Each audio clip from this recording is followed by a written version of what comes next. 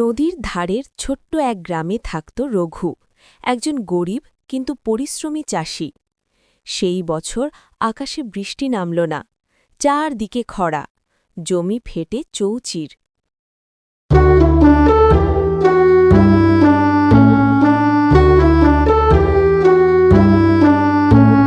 দোস্ত রঘু, এখানে আর কিছু হবে না, শহরে চল, কাজ পাবো।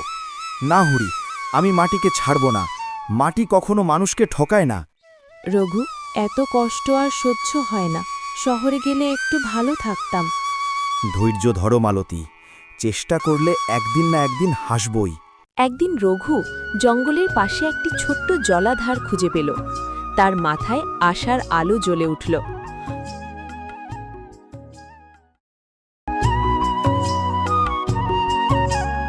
এই পানি জমিতে আনতে পারলে সব বদলে যাবে। আমি একটা খাল কাটব। একাই পারবে তুমি?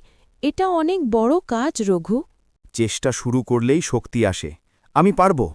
আমি আছি দোস্ত, চল দুজনে শুরু করি।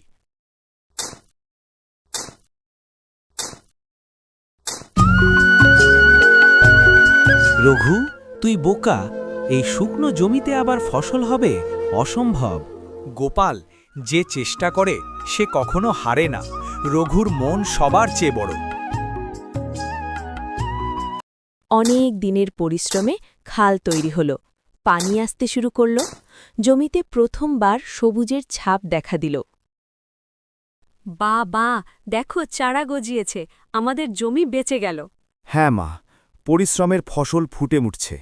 রে রঘু, সত্যি সত্যি তুই করে দেখালি। আমি মানলাম রে রঘু, তুই আমাদের গ্রামের সত্যিকারের নায়ক।